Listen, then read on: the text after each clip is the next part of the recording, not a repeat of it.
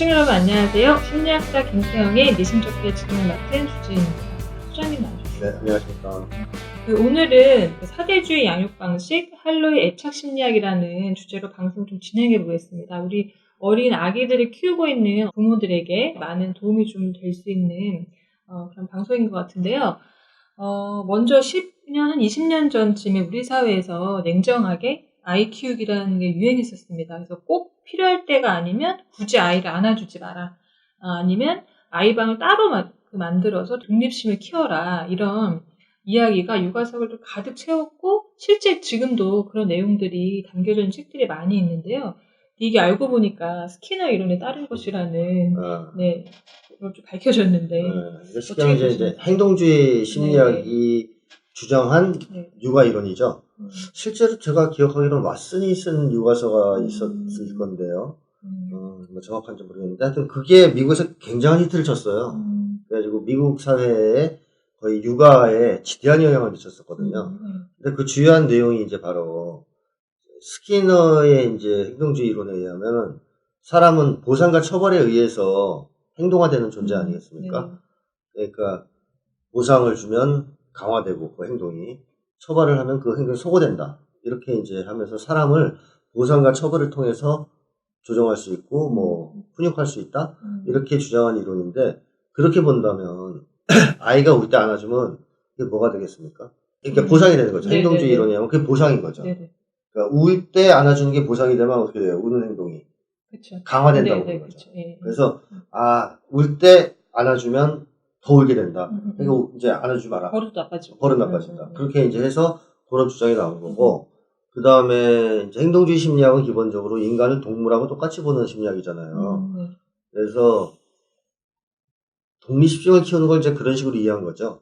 사자가 진짜로 그런지 모르겠는데 옛날에 그런 얘기가 있었잖아요. 사자가 새끼 낳으면 절벽에서 굴러 떨어뜨려가지고 살아 올라오는 놈만 키우더라. 근데 그거 이제 하려고 어떻게 보면 그대로 갖다 적용시켜가지고 인간을 독립적으로 키우기 위해서 침대에 놓고 막 굴러 떨어뜨린 다음에 올라오는 애기만 키운다든가 또 그렇게는 안 했겠지만 하여튼 따로 재우자. 독립심을 키우기 위해서. 이런 주장을 한 건데 결국 이것도 인간은 동물하고 똑같고 동물식 조련을 하면 된다라고 보는 그런 행동주의 이론에서 나오는 의견, 그런 의견들이죠. 별로라는 생각이 좀 드는데 미국에서도 사실 우리나라에 유행하기 이미 전에 훨씬 오래전에 이런 게 유행을 했다고 하는데 이런 양육법이 사실 미국 사회에 좀 미친 영향은 뭐라고 생각하시는지. 일단 미국인들을 많이 망치지 않았겠어요? 그렇죠. 상식적으로 봐도. 애정결핍? 네, 애정결핍이라든가 뭐 이제 어린 시절의 불안이라든가 이런 것들을 갖게끔 만들었을 수 있겠죠. 안 그래도 미국식 양육법은 그렇게 좋은 방법이라고 하기 어려운데 이런 것까지 도입이 되면서 더 냉정하게 키웠을 테니까 부시 같은 인간들이 그래서 나온 거 아닐까 뭐 이런 생각도 들 정도로 하여튼 사회 전반에 안 좋은 영향을 줬을 건 분명할 것 같고 좀 구체적으로는 이 사건이 보여주는 게 뭐냐면 심리학은 기초 학문입니다. 그러니까 인간의 심리를 연구하는 기초 학문인데 따라서 이 기초 학문이 되기 때문에 응용을 많이 할 수 있어요. 여러 가지 면에. 그래서 심리학이 좀 미국에서 더 인기를 끌고 각광받는 것 중에 하나 그거 아니에요? 이제 뭐 또 결과가 밝혀지면 써먹을 수가 있다는 거죠. 여기저기다. 그래서 써먹는 것까지는 좋은데 이거를 어떤 이론이 새롭게 만들어진다든가 했을 때 그 이론이 정말로 옳은 것인가까지 최종 검증되고 나서 그걸 응용하는 게 맞다고 저는 생각하는데 미국 같은 경우에는 어떤 이론이 등장해서 인기를 끌면 곧바로 그걸 응용하는 경향이 있어요. 성급하게. 네, 그래가지고 행동주의 양육법도 그렇게 응용을 한 거죠. 또 이제 언론이나 이런 데서 그걸 상업적인 목적에서 부추기는 것도 있어요. 저자가 이제 유명해지는 거죠. 뭐 그런 이제 양육서 만들고 막 이러면. 그래서 애 키우면 결국 손해는 일반인들만 손해보는 거 아니겠어요? 그 돈은 다 버는 거고, 양육법 만든 사람, 팔아먹은 책 장사 이런 거 다 돈 버는데, 일반인들만 자기 애를 막치게 되는 거잖아요. 그래서 이거는 되게 위험하다고 봅니다. 그러니까 실험실에서 몇 가지 연구한 거를 가지고, 이 이론을 조작하고, 그걸 가지고 사업적인 판매를 하고, 막 응용을 해버리고, 그래서 책임 안 지고, 나중에. 뭐 이런 것들. 그래서 저는 미국 심리학에 대해서 좀 더 우리가 지금도 비판적인 태도를 더 가질 필요가 있다고 봐요. 왜냐면 이런 사례도 있기 때문에 오늘날 한국에 들어오는 것도 이런 것도 있잖아요. 미국에서 유행하는 것들. 그러면 이제 또 그거에 또 좋아가지고 막 따라서 뭐 하고 저거 하면 네네네. 결국 손해는 다 우리만 보는 거 아니냐, 그쵸. 그죠? 그래서 사실 한국도 미국에서 유행하는 걸 따라서 유행하고 그랬거든요. 그리고 미국에서 유행이 사라지면 한국도 사라져요. 좀 지나면. 그래서 또 미국에서 새로 나온 거 또 수입하고 뭐 이런 걸 이제 좀 탈피할 때가 됐다고 보고요. 특히나 아이를 키우는 제일 네. 민감할 때 그 잘못된 방법을 적용한다고 생각하면 참 그렇죠. 네, 아주 위험하죠. 네, 아주 위험하다는 생각이 좀 드는데요. 그래서 사실 할로의 그 애착 실험이 스킨의 일을 좀 잘못된 것이라고 좀 보여줬는데 그 할로 애착 실험이 뭔지 좀 간단하게 좀 소개해 주시면 좋겠습니다. 그 예전부터 이제 그 애착, 어렸을 때 어떤 대상에게 이제 달라붙는 거, 뭐 이제 통속적으로 표현하면 그런 건데, 그 애착에 대한 연구를 할 때 왜 애기들이 엄마를 좋아하느냐, 엄마한테 이렇게 해서 막 달라붙고 그러느냐 했을 때는 전통적인 관점은 그거였거든요. 먹을 걸 주니까. 그러니까 엄마가 먹을 걸 주는 존재니까 이제 인간 동물하고 똑같이 본다면 결국 자기한테 먹을 거 주는 사람을 좋아하게 돼 있다 이런 얘기죠. 그래서 애착은 먹이를 주는 대상에 대해서 가서 형성되는 거다라고 생각했었거든요. 근데 이제 할로가 어떤 실험을 했냐면 우유가 나오는 엄마, 젖이 나오는 엄마를 가짜 엄마를 만들어 놓고 근데 이제 이거는 철사로 만들었어요. 딱딱해요. 막. 가서 안개가 있으면 기분이 안 좋은 철사 엄마죠. 우유는 나오는 대신에. 그리고 또 한쪽에는 우유가 안 나오는데 그 폭신폭신한 천으로 만든 엄마, 헝겊으로 만든 엄마가 있어요. 그러면 이제 원숭이 새끼들을 풀어놓고 이제 있으면 배가 고프니까 일단은 젖 주는 엄마한테 가서 젖을 먹는데 그 엄마하고는 안 놀아. 그거 젖만 먹고 헝겊 있는 엄마한테 가서 막 이제 앵기고 그런 거예요. 그래서 이제 발견한 게 뭐냐면 애착은 이게 먹이 때문에만 형성되는 게 아니라는 거죠. 그 전까지는 전통적으로 먹을 거 주니까가 애착이 형성된다고 봤는데 그런 게 아니구나. 애착이라는 게 먹이 때문에 형성되는 게 아니고 편안함, 안정감 뭐 이런 걸 주는 스킨십 이런 느낌을 주는 그런 대상한테 형성되는 거구나 라고 이제 주장을 하기 시작했는데 이제 이게 대단한 발견인 것처럼 이제 또 미국에서 막 이제 난리가 나는 거죠. 사실 요 스킨십의 중요성을 얘기하면서 요 실험을 많이 네. 그 언급하고 있다고 하는데 또 이 실험에 좀 엄청난 반전이 또 있었다고. 처음엔 그렇게 주장한 거죠. 엄마의 사랑이라는 게 별게 아니다. 먹이는 아니라는 게 밝혀졌고 먹이는 뭐 당연히 줘야 되지만 그게 중요한 건 아니고 스킨십이다. 만져주고 막 이러면 다 된다. 그래서 헝겊 엄마 밑에서 자란 애들도 원숭이들도 뭐 문제 없다. 이렇게 떠들었는데 그 원숭이들이 나중에 커서 이상행동을 했죠.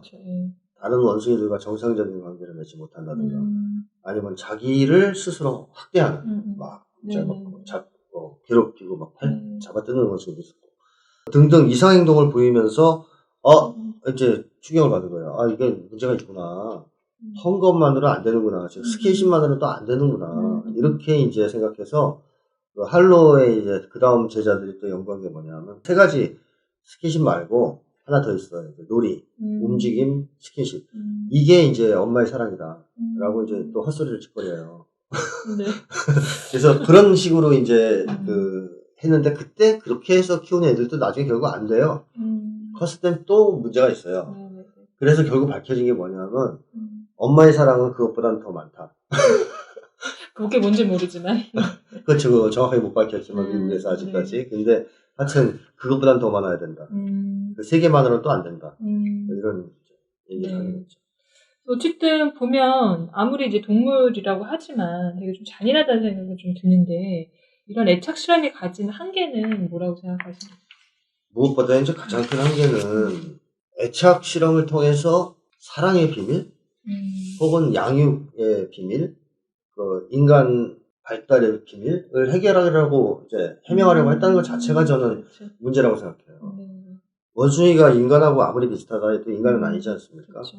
근데 이제 결국 미국 심리학자들의 연구 방식의 핵심은 뭐냐면 동물을 통해서 인간을 이해하겠다는 거잖아요. 그러니까 인간을 통해 인간을 이해하려고 해도 될까 말까 한데 동물을 통해 인간을 이해하겠다. 근데 동물을 통해서 인간을 이해하는 데서 도움이 되는 거는 신체 구조나 이렇게 약간 유사하기 때문에 약물 실험을 통해서 뭐 어떤 신약을 개발했는데 이거 써보니까 효과가 있다. 인간에게 효과가 있을 가능성이 있기는 있어요. 그것도 100%일지는 않았지만 물론 100%라고 볼 수는 없지만 근데 얘들은 신체 구조나 이런 게 유사하다 그래서 인간과 동물이 거의 유사하다고 보는 거 아니에요. 그러니까 동물을 통해 연구해서 뭐 밝혀내면 바로 인간에게 적용해도 된다고 생각하는데 그런 거 자체가 큰 문제인 거죠. 인간의 어떤 엄마의 사랑이라든가 부모의 사랑 또 양육 과정 이것이 동물들의 그것과 비교할 수 있는 게 아닌데 그걸 이제 이렇게 해명하다 보니까 오히려 인간에 대한 이해를 더 협소화시킨 측면도 있죠. 네.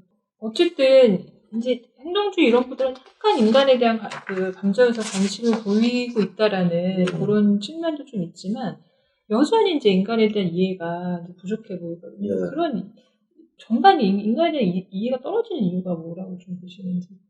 그러니까 미국 심리학의 이제 가장 큰 결함을 제가 계속 얘기하는 게 인간이 사회적 존재라는 사실을 이해하지 못한다는 거잖아요. 그래서 미국 사람들만이 아니고 서구의 전통적인 이 인간관 자체가 이원론이잖아요. 제가 여러 차례 걸쳐서 얘기하는데 인간이 두 가지를 가진 존재로 봐요. 하나는 동물성, 또 한 가지는 뭐 인간성 혹은 영혼. 그러니까 인간은 육체와 영혼으로 이루어진 존재, 그러니까 이원적인 존재로 본단 말이에요. 그러니까 좀 더 통속적으로 말하자면 인간이라는 존재는 동물인데 컴퓨터가 달려있는 동물인 거죠. 똑똑한 지적인 동물. 이게 서구 사회에 아주 정말 뿌리가 깊은 인간관이에요. 아리스토텔레스, 플라톤부터 시작해서 기독교적 인간관부터 시작해서 프로이트 뭐 쭉쭉쭉 이어지는 모든 인간관이 이 이원론적 견해를 갖고 있어요. 그러니까 이 이원론적 견해에 의하면 인간은 동물이에요, 결국. 사회적 존재가 아니라. 결국은 동물이에요, 우리는. 근데 다만 이성은 있다, 혹은 영혼은 있다, 지적인 능력은 있다 이렇게 보는 거거든요. 그러니까 인간과 동물은 질적인 차이가 없다고 보는 견해가 미국 심리학의 기본에 깔려 있단 말이에요. 그러면 이제 사실 인간을 사회적 존재로 볼 경우에는 당연히 사람이 이제 사회적 존재로서 살아가는 게 이제 중요하기 때문에 사회적 능력들이 필요하잖아요. 그러니까 원숭이처럼 나무 타는 능력이 아니라 대인관계를 하는 능력이라든가 뭐 이런 사회적 능력들이 필요하지 않습니까? 근데 이 사회적 능력은 획득하기가 쉽지 않단 말이죠. 굉장히 어려운 고난도의 능력이란 말이에요. 사회생활할 때 훈련과 연습, 경험 이런 게 필요하단 말이죠. 그래서 인간은 양육기간이 길어요. 설계가 그렇게 돼 있잖아요. 태어난 다음에 바로 독립을 못해요. 최소한 13, 14세 정도 될 때까지는 그때도 어리죠. 애들을 놔두면 죽어요. 그냥. 그때 청소년 정도 되면 그래도 죽진 않죠. 어디 던져놓으면 가서 알바라도 하거든요. 근데 그전엔 죽어요. 그래서 그렇죠. 서양학자들은 이걸 잘 이해를 못하는 거죠. 왜 인간만 이렇게 양육기간이 기냐. 제일 우수한 동물인데 딴 동물들은 뭐 불과 1년이면 자립해서 성장하는데 굉장히 머저리 같다. 그래서 막 이제 석학이니 뭐니 하는 미국 사람들도 그걸 이해 못하겠다고 쓴 사람도 꽤 봤거든요. 내가. 왜 이해를 못하냐면 인간을 사회적 존재로 보지 않으니까 인간은 아예 동물하고 달라서 그런 어떤 사회적 능력들을 획득해야 되는데 그 기간이 오래 걸린단 말이죠. 또 반드시 사회 속에서 살아야 되고 그러니까 한 13, 14년을 혼자서 못 살게끔 만들어서 세상에 내보내는 거거든요. 뇌도 그때쯤 돼야 완성돼요. 그래서 계속 훈련을 동물하고 달라요. 동물은 뇌가 거의 완성돼서 나오는데 사람은 뇌가 청소년기 돼야 거의 완성돼요. 그러니까 이런 점에서 인간은 사회적 존재로서 이미 설계가 돼서 나온 거고 사회 속에서 살면서 사회적 존재로서의 삶을 이제 살아가게 되는 건데 이걸 이해를 못하니까 계속 원숭이 붙잡고 뭐 이제 뭐 우유 먹였다가 뭐 이제 천을 만들었다 이런 걸 하는 거 아니겠습니까? 물론 저는 그 실험을 안 했으면 좋겠는데 동물들 데리고 이제 그만 동물들도 불쌍하잖아요. 원숭이들 얼마나 많이 괴롭혀서 학대를 해서 이상한 원숭이 만들었어요. 그것도 문제지만 설사 그게 인도적인 실험이라 할지라도 그렇게까지 큰 도움이 안 되는데 굳이 이렇게 동물 실험들을 계속 해야 됐나 하는 생각이 드는데 다행히도 최근에는 이제 동물권에 대한 얘기가 나오면서 이런 실험이 이제 못하죠. 저도 특히나 이런 원숭이나 약간 이 유인원에 가까운 이런 제가 예전에 동물원을 간 적이 있는데 독방 같은데 큰 오랑우탄이 가둬놨더라고요. 근데 그 아이가 혼자 우유를 까서 이렇게 마시는 거 보면서 그때 그 교수님 설명해 주시기 한 5세 정도의 지능을 가지고 있다고 하더니 깜짝 놀랐었거든요. 그래서 이런 아이들을 여기 가둬놓고 이렇게 해도 되는가 되게 잔인하다 이런 생각이 좀 들었었는데 또 그 5세 정도 지능이라고 하니까 너무 놀랐었거든요. 그러니까 혹성 탈출 같은 영화가 나오는 거죠. 계속 그런 짓 하면 이제 걔네들이 반란 일으킬 수도 있다는 그렇죠. 책에도 보면 이제 그 우울증을 앓았던 할로의 불행한 삶에 대해서 좀 언급을 하셨는데 이 불행한 할로의 삶과 애착실험과의 관계가 사실 좀 밀접하지 않나요? 이게? 여러 가지로 네. 분석을 해볼 수 있을 텐데요. 네, 네. 일단 할로가 그 어머니의 사랑의 정체를 밝혀내겠다. 거기에 좀 집착했잖아요. 네, 네. 그 이유가 있다라는 거죠. 본인이 그런 사랑을 못 받았기 때문에. 네, 네. 따라서 할로가 그런 사랑을 할 만한 능력이 또 없었던 네. 사람이기 때문에 그거에 대해서 이제 집착한 거죠. 별거 아니다. 그냥 스킨십만 해주면 되는 건데 뭐 이제 별거 아니다. 엄마 사랑 없어도 된다.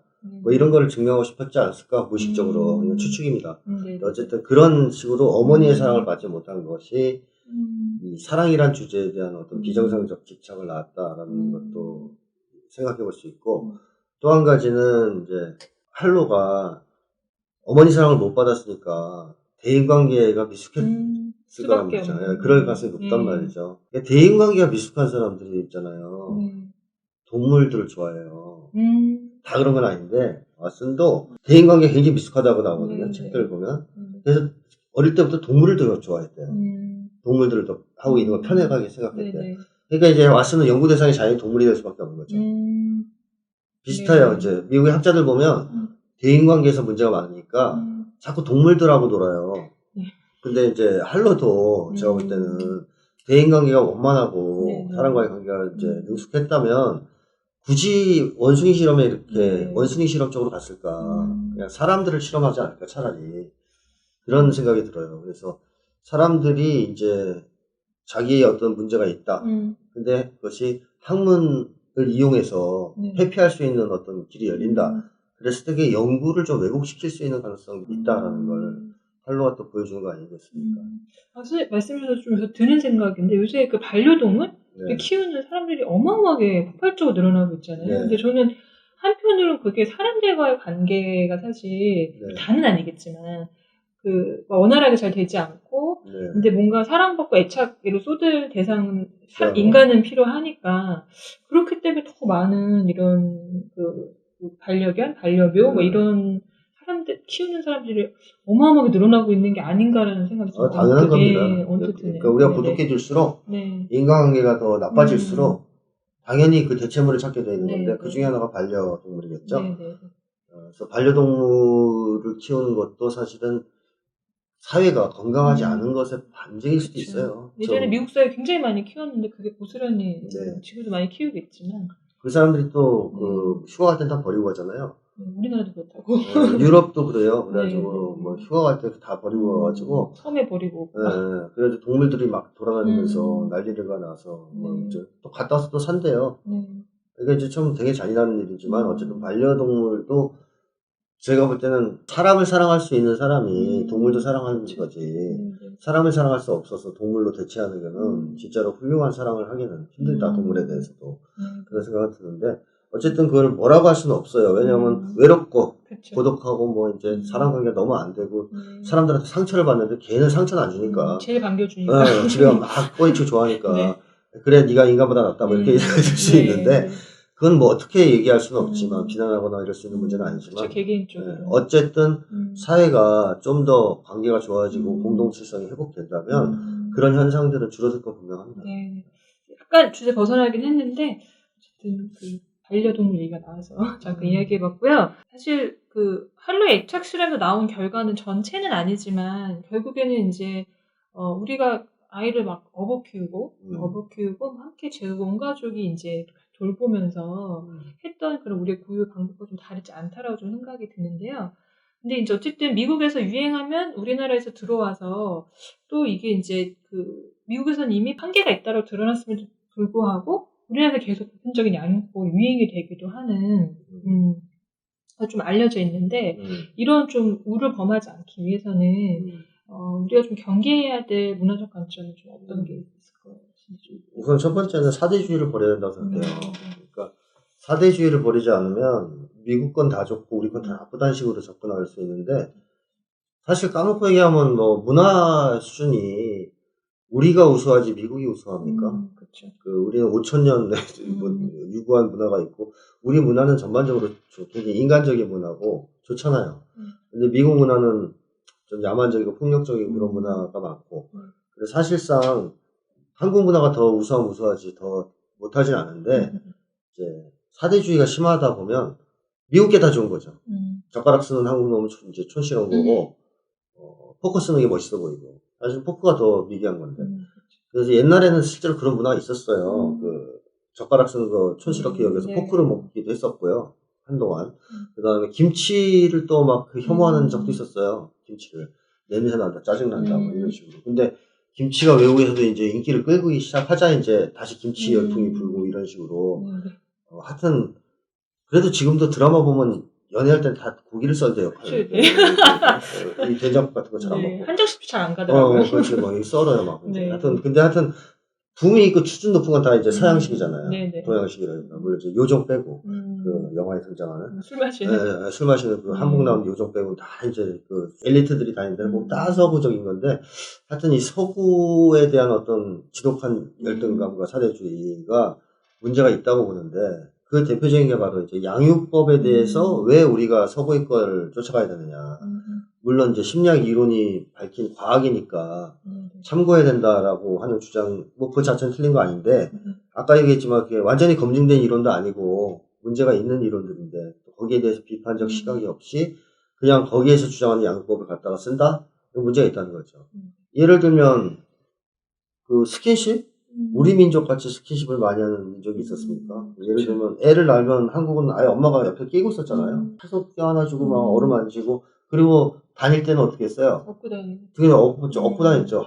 살 붙이고 뭐 하루 종일 같이 엄마랑 스킨십 했던 민족이거든요. 그래서 영국에서 뭐 저번에 저 옛날에 본 건데 애를 업고 다니는 게 그렇게 좋다는 게 또 발견된 거예요. 포대기. 영국에서 포대기가 되게 유행을 했답니다. 네. 저 봤어요, 그 다큐멘터리. 보셨어요? 제가 바로 포대기 샀어요. 그래서 포대기 사서 막 업고 다니고. 네. 그 다음에 이제 태교 문화도 이제 외국에서 뒤늦게 유행했잖아요. 우리는 아주 먼 옛날부터 뱃속에 있는 생명체를 생명으로 보면서 나이를 부여했잖아요. 그래서 나오면 한 살이잖아요, 벌써. 그쵸. 한 살 동안 배 안에서 큰 거잖아요. 서양적 관점에서 보면 그건 인간이 아니잖아요. 나오는데 이제 그때부터 나이 먹는 거거든요. 그러다가 이제 서양 사람들이 애가 뱃속에서도 충분히 뭐 생각을 하고 뭐 이렇게 되는구나 해서 이제 드디어 미국에서도 뱃속에 있는 아이의 중요성 외국에서 인정하기 시작하면서 한국의 태교 문화가 오히려 이제 주목을 받게 됐는데 우리가 5,000년 동안 경험을 통해서 양육법들을 만들어 온 게 있단 말이죠. 근데 그거를 한 방에 물리치고 쥐가 가르쳐 준 거, 원숭이 가르쳐 준 거, 키나 가르쳐 준 거, 이런 거를 갖다가 따라 할 이유는 없지 않느냐. 뭐 참고하고 이제 고려해 볼 수는 있겠으나 중심을 가지고 접근을 해야 되는데 이게 사대주의적 접근을 하다 보면 문제가 된다는 거죠. 그래서 저는 한국인들이 미국 사람들 신발 신고 집에 들어가는 거 있죠. 그거 안 따라하는 거 진짜 용해요. 그 미국 영화나 드라마 보면 다 집에서 신발 신고 다니거든요. 저는 지금도 볼 때마다 그게 막 의아해요. 매일 보면서도. 그러다 또 침대에 누워요, 신발 신고. 우리 입장에서 보면 엄마한테 맞을 짓이거든요. 기겁할 일이죠. 기겁할 일인데, 걔들은 그 문화가 있어요. 왜냐하면 야외에서 통나무집 짓고 살다가 밖에 들어갈 때 집안에 신발 벗고 들어간다는 온돌 문화가 아니니까. 그래서 이제 신발 신고 다니는 건데, 우리 그거 따라할 이유는 없는 거고. 그런 조건에서 걔들이 애를 키우다 보면 애를 바닥에 놓을 수가 없기 때문에 아이 침대를 또 따로 만들었어요.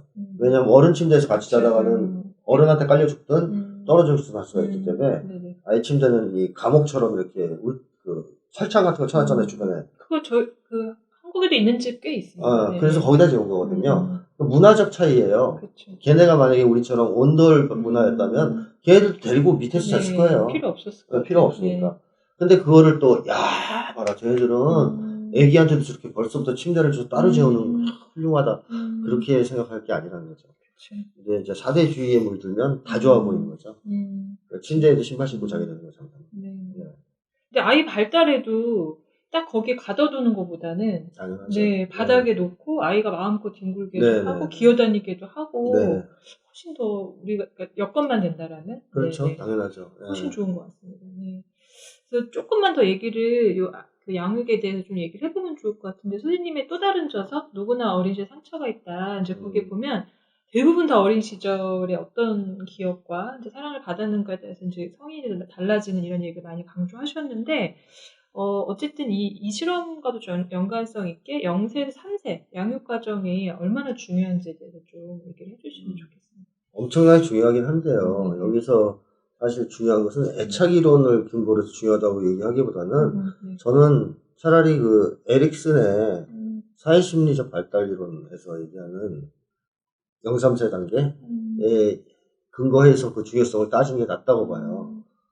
그 애착도 사실은 여기 포함되는 거거든요. 사실 어떻게 보면. 그러니까 에릭슨이 주장했던 거는 0, 3세 사이 아이들이 주 양육자와 관계를 계속 맺으면서 신뢰감을 형성한다 그랬어요. 그걸 이제 베이식 트러스트라고 그랬죠. 기본적 신뢰감 혹은 원초적 신뢰감이죠. 그래서 이게 이제 아이들이 처음에 세상에 나왔을 때는 당연히 이제 좀 무서운 것도 있을 수 있잖아요. 좀 두렵고 배고플 때 막 짜증도 나고. 근데 그때 이제 주양육자가 와서 계속 자기를 돌봐주잖아요. 욕구를 충족시켜주죠. 그 행동주의 이론의 경우에는 울 때 안아주면 욕구를 충족시켜주는 걸 보는 게 아니라 보상으로만 보잖아요. 인간이 욕구가 있는 존재라고 생각 안 하니까. 근데 아이들에게는 반드시 충족돼야 될 욕구가 있어요. 그러니까 이걸 해줄 때까지는 그건 보상이라는 개념으로 절대로 접근할 수가 없는 거거든요. 욕구의 해결이지. 근데 어쨌든 이 당시에 아이들이 내세우는 기본적인 욕구들을 주 양육자가 원만하게 해결해주면 아이가 이제 자기를 돌보는 사람에 대한 신뢰가 생겨요. 믿음이 생겨요. 그래서 안정감을 느끼죠. 아, 이 세상은 안전한 곳이구나. 믿을 수 있구나. 그게 나중에 뭐가 되냐 하면 다른 사람에 대한 신뢰감과 세상에 대한 신뢰감의 이제 출발점이거든요.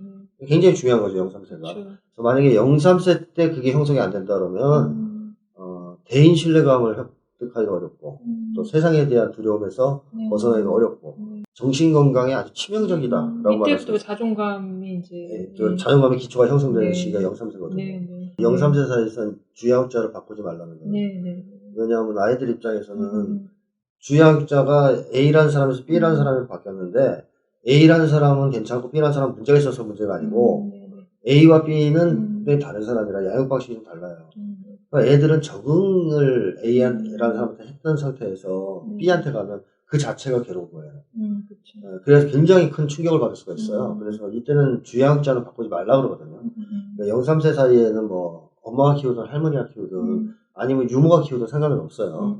근데 일관성 있게 주양육자가 돌봐야 돼요. 그 사람이 이제 있어서 기본적 신뢰 형성을 하게 해줘야 그 다음에 아이들이 문제가 없는 건데 뭐 보호기관이나 뭐 관리기관에 보낸다 하더라도 굉장히 괜찮은 곳이고 주양육자 역할을 누가 해줄 수 있는 양육을 해준다면야 괜찮겠죠. 근데 어쨌든 자꾸 바꾸는 것만큼은 굉장히 위험해요. 0, 3세 때는. 알겠습니다. 그래서 오늘은 좀 할로의 애착 실험과 관해서 이야기를 좀 나눠봤습니다. 그래서 그 분노와 개인적으로 상처를 극복하지 못했던 할로가 원숭이에게 했던 애착 실험은 좀 한계가 많을 수밖에 없었다는 생각이 드는데요. 좀 마지막으로 정리 말씀 부탁드리겠습니다. 뭐 미국 심리학 계속 얘기하다 보면 계속 동물 얘기 나오고 그러는데 이제 사람 얘기 좀 하고 싶죠. 저 입장에서는. 그래서 동물에 대한 관심에서 벗어나서 좀 사람 쪽으로 눈을 돌렸으면 좋겠다 하는 생각이 드는데 사실 이건 새삼스러운 얘기가 아니고 옛날에 심리학의 창시자로 서구 심리학에서 떠받드는 사람 분트란 말이에요. 분트. 네, 근데 분트가 이미 인간의 사회 역사를 연구하는 것은 실험실에서는 할 수 없다는 식으로 주장했던 사람이거든요. 그래서 그건 관찰이 오히려 낫다. 분트가 한 얘기가 100% 맞다라는 건 아니겠지만 그 사람이 왜 그런 얘기를 했는가 심리학의 창시자라고 했던 분트가 그 이유가 있어요. 그러니까 사람을 연구하는 것은 실험실 조건에서 하기가 정말 힘들다는 걸 분트가 알고 있었다는 거 아닙니까? 그 상황에서. 근데 미국 심리학자들은 그럼에도 불구하고 실험실에서 자꾸 사람을 연구하려고 하고 그것도 안 되면 또 실험실에서 통제하기 쉬운 동물 실험을 선호하고 하는 경향이 있는데 최근에는 이제 동물 실험이 좀 어려워져서 사람 실험을 많이 하긴 하는데 그래도 사람들을 실험실에 집어넣고 이런저런 인위적인 조건을 만들어서 실험하는 것보다는 현실 속으로 좀 들어가서 연구하는 것이 더 낫다고 봅니다. 저는. 그래서 그런 심리학 쪽으로의 발전을 우리가 추구할 필요가 있지 않을까 하는 생각이 들어요. 오늘이 미심쩍다 10화인데요. 저는 오늘까지 진행을 맡고 11화부터는 새로운 진행자가 여러분들을 찾아뵐 것 같습니다. 그동안 시청해주셔서 감사합니다. 고맙습니다. 네.